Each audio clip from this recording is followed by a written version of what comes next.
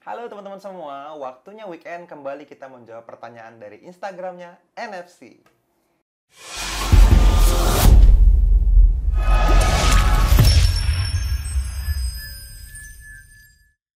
Halo teman-teman semua, happy weekend ya. Sini sudah memasuki bulan Juli nih kita ya. Ini adalah minggu pertama di bulan Juli.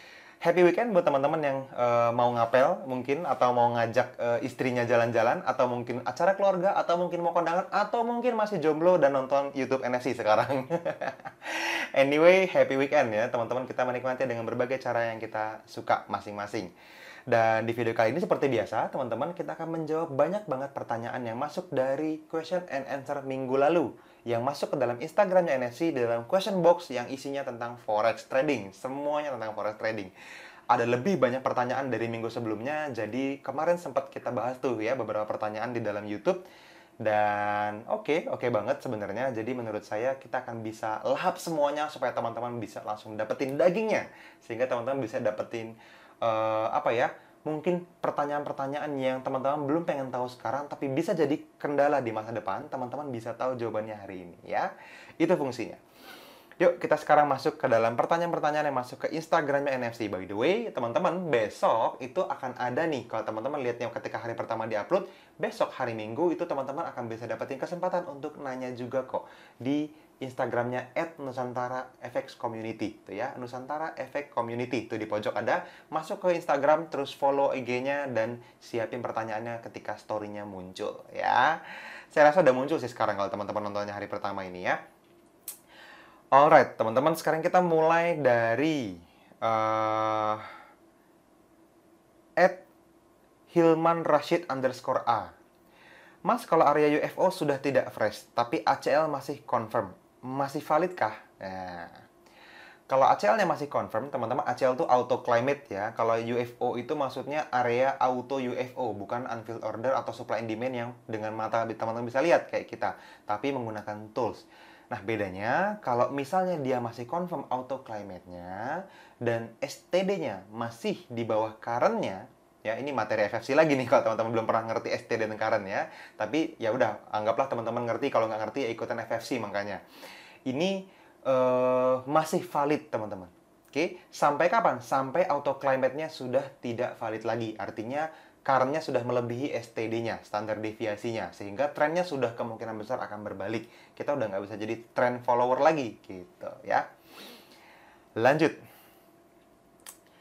Dari @Ricky_Choa. Gimana menurut Mas Fadli kalau ada area yang buffer zone-nya lebih lebar daripada UFO? Kita ambil nggak? Good point. Ini terjadi ketika saya baru pertama kali belajar tentang auto UFO dan penerapan auto climate ketika kita penyamaan persepsi untuk jadi trainer waktu itu di Malaysia. Kita terbang dari Kuala Lumpur masuk lagi ke negara bagian Johor Bahru. Beda negara bagian. Cap paspornya 2 kali soalnya. Nah, waktu itu kita juga mikir hal yang sama. Ini masa areanya cuma 10 pips, buffer zone-nya masa 12 misalnya. Atau areanya cuma 5 pips nih, tapi di time frame kecil. Sehingga kalau misalnya ditambahin buffer zone yang 7 pips, masa lebaran buffer zone-nya sama areanya. Tapi Jose Blasco bilang jawabannya tetap ambil, teman-teman. Kenapa tetap diambil? Karena area tetap area sampai dia di break. Oke, jadi area cuma 3-4 pips, buffer zone-nya 5 pips, hajar jadi 9, TP3-nya 27 berarti kan gitu. Kalau misalnya areanya cuma 5 pips, terus buffer zone-nya 7 pips, jadi 12 pips, TP3-nya jadi 36 pips, it's okay, hajar, nggak apa-apa. Ya, mantap. Oke, lanjut dari Hilman NFR. Kok plan NFC yang ada ngambil UFO tanpa MA9, apa ada rule lain? Nah, ini juga bagus. Jadi gini, ketika kita kan ngajarin ke teman-teman semua ya, di dalam Survival to Mastery, juga di dalam Forex First Class gitu ya, itu online course yang kita sarankan teman-teman harusnya ikut. Itu ada EMA 9 di dalam common time frame yang gede, lalu cari areanya di dalam time frame yang lebih kecil. Oke, ada rumusnya tuh. Nah, kalau misalnya nggak ada EMA 9-nya, kok tetap diambil? Nah, inilah yang namanya personal touch. Saya udah pernah bahas. Personal touch ini boleh dilakukan kalau teman-teman textbook-nya sudah lulus. Jadi teman-teman sudah tahu semua strateginya. Setelah itu, teman-teman perlu sedikit menambahkan bumbu entrepreneur. Sehingga teman-teman harus jadi risk taker. Nggak bisa terus-menerus textbook gitu. Teman-teman akan menemukan gaya teman-teman sendiri kok. Jadi diperbolehkan. Asalkan teman-teman sudah punya catatan yang cukup banyak, sehingga teman-teman bisa punya kesimpulan yang lebih, ya lebih bijaksana lah kurang lebih. Ya, makanya itu boleh diambil. Nggak ada rule lain kok, sama aja. Cuman boleh diambil kalau probabilitasnya bagus dan scoringnya juga oke. Ya. Lanjut. Dari @luistindi_. Keuntungan dan kekurangan Heiken Ashi. Waduh.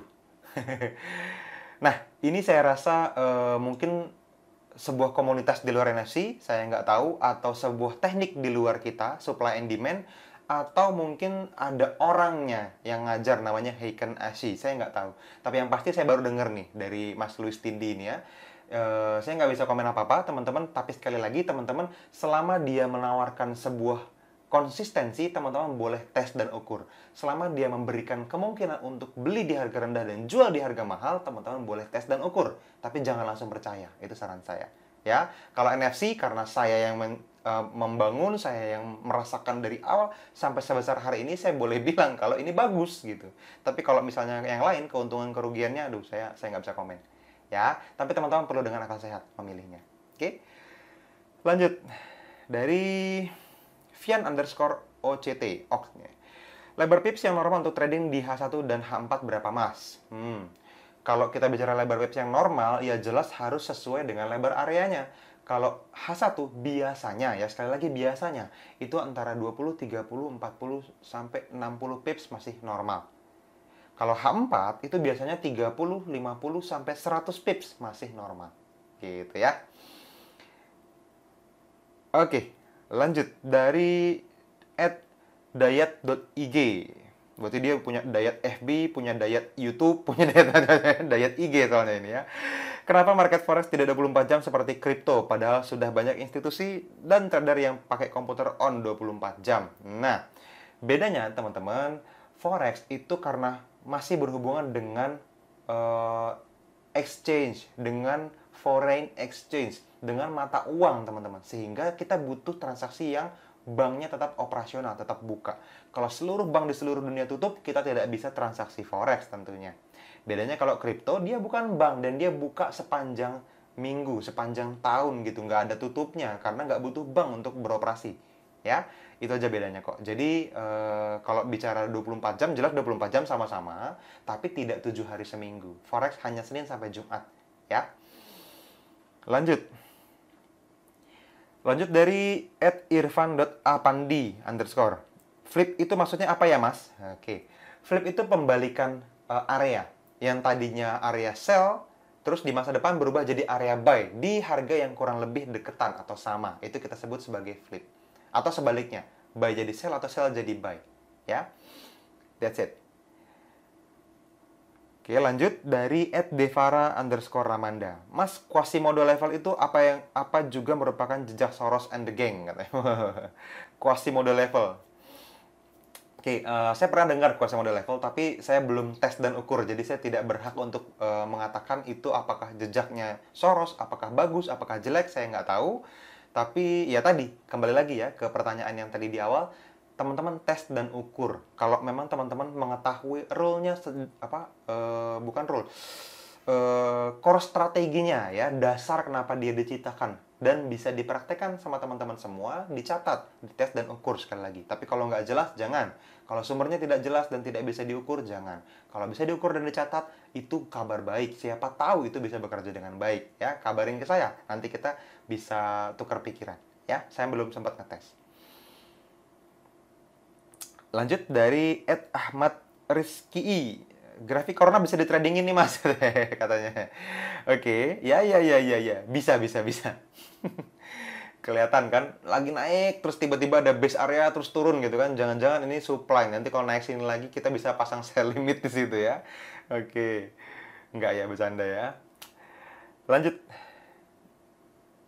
Dari Agus Priyadi 74. Jelasin spesifik area yang sangat disukai dong. Ini nih, kalau chef dikasih kesempatan, itu akan senang banget ceritainnya. Cuman karena waktunya singkat, saya kasih parameter singkat aja apa yang paling saya suka areanya. Yang paling saya suka adalah area yang tidak ada white space-nya, jadi clean. Areanya di masa lalu tidak banyak transaksi yang terjadi. Yang selanjutnya, leg in sama leg out-nya itu benar-benar strong. Jadi merupakan satu candle Marubozu yang panjang. Oke, jadi misalnya kalau rally base rally itu rally-nya candlenya panjang gitu ya, satu candle, terus ini juga satu candle panjang dan areanya yang base candlenya itu tidak lebih dari 6 candle. That's it. Itu favorit ya. Oke, lanjut dari @muklis.yulianto. Mas tahu strategi trading Ray Teo, trader dengan fans terbanyak di Singapura. Ini juga nih melakukan hal yang sama nih sama saya. Nanyain yang saya nggak ngerti. Jujur saya nggak terlalu banyak join komunitas atau pelajarin banyak teknik lain karena menurut saya teknik yang saya lakukan itu tidak banyak yang perlu diperbaiki. Jadi ya nggak perlu memperbaiki yang tidak rusak. Menurut saya seperti itu ya. Tapi boleh kalau untuk riset, boleh kalau teman-teman mau cari tahu ya. Lanjut. Edi_SAP, ajarin tipis-tipis dong bikin area UFO. Oke, nanti ini kita bahas di dalam live trading ya. Dari @audiputra_95, jelaskan macam-macam akun dan cara memperlakukannya. Oke, kalau ini saya sudah pernah bahas juga ya sama teman-teman. Ada 3 macam akun yang kita bahas. Mother account, withdrawal account, sama satu lagi account kenakalan. Nah, ini akun yang paling kecil tapi paling agresif ya. Mother account ini compounding, biasanya lebih dari $10.000 dulu, baru nanti beranak jadi withdrawal account. Dari uang yang di profit dari sini, teman-teman WD sebagian dinikmatin, sebagian dibikin akun lagi untuk di WD setiap minggu untuk biaya hidup.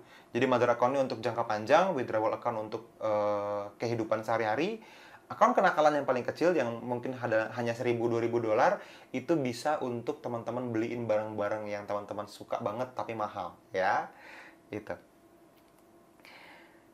Dari @readyindra_, bagaimana cara investor besar menemukan trader retail seperti saya? Oke. Ketika teman-teman jadi seorang trader dan teman-teman punya outstanding result ya yang luar biasa, teman-teman tidak perlu mencari investor kok.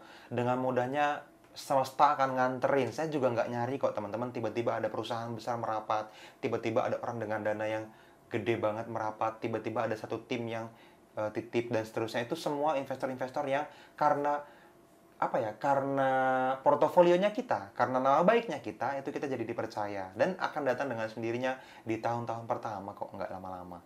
Jadi nggak ada cara yang spesial. Lanjut dari @fajar_suryadilaga. Apakah institusi atau big boys trading setiap hari? Yes, setiap hari. Dan di semua time frame. Mereka punya sangat banyak tim trader dan analis, teman-teman. Tradingnya sampai ke M1, bahkan sampai ke detik 30 itu ada. Setengah dari M1 itu ada. Sampai ke weekly gitu ya. Sampai ke monthly ditradingin semua sama dia. Ada. Lanjut. Dari @theophilus_yuswinata, tolong share dong mas tools apa yang digunakan NFC sebelum ada auto climate dan auto UFO. Oke, trendnya menggunakan EMA 200. Kalau di atas EMA 200 itu buy, di bawah EMA 200 itu sell. Setelah itu kita selalu biasa menggunakan base area sebagai area supply and demand. That's it. Lanjut dari David Merino. Empre apa nih, panjang banget nama akunnya. Dia cuma bilang buenas publicaciones. Oke, si. Ini ucapan ya. Baiklah. Lanjut dari Dani_Gate Saditya. Malam mas, apa di setiap order kita di HF atau broker lain dilempar ke market? Belum tentu. Jadi ada broker yang lempar ke market, ada broker yang bandarin sendiri, ada yang hybrid, sebagian dilempar, sebagian dibandarin, gitu ya. Nah, kalau teman-teman dananya kecil, nggak usah khawatir, gitu. Teman-teman nggak akan dicurangin sama broker-broker yang bagus, walaupun dibandarin. Oke, bandar belum tentu salah. Tapi, jauh lebih aman kalau tidak dibandarin. Nah, itu lebih penting lagi. Makanya kadang-kadang saya selalu sarankan sama teman-teman semua, bukalah akun pakai plus.nfcvip.net. Ada di bawah video tuh linknya. plus.nfcvip.net itu adalah link khusus yang kita sudah deal kerjasama sama satu buah broker yang bagus, Hot Forex, untuk teman-teman semua bisa dapetin keamanan dana, terus asuransi, garansi gitu ya, terus juga kepastian untuk teman-teman semua bisa DPWD dengan lancar dan seterusnya ya. Lanjut dari @wisealcorny_123, mas kenapa area yang terbentuk di dalam white space itu lower probability? Karena sudah habis mas unfilled ordernya di masa lalu, sudah jadi filled order semua ya. Lanjut dari @cahaya kehidupanku. Widih. Apa kita boleh melakukan counter trend? Kalau boleh ada syarat-syaratnya yang enggak ya, agar aman. Trims mas. Oke, di awal saran saya tidak boleh dulu. Supaya apa? Supaya teman-teman lebih aman dan percaya diri dulu sebagai pemula. Tapi kalau teman-teman sudah bertahun-tahun trading, mau jadi counter trend trader, teman-teman perlu mempelajari extreme high dan extreme low. Itu pasti counter trend. Kenapa? Karena saat harga turun, kita malah buy di bawah. Karena itu permulaan uptrend. Atau saat kita harganya naik kenceng, lagi uptrend, teman-teman malah nge-sell sebagai permulaan downtrend. Ya, itu ada caranya. Tapi, wah, panjang sih ceritanya. Ini kalau di online course kita bahas, ya. Lanjut dari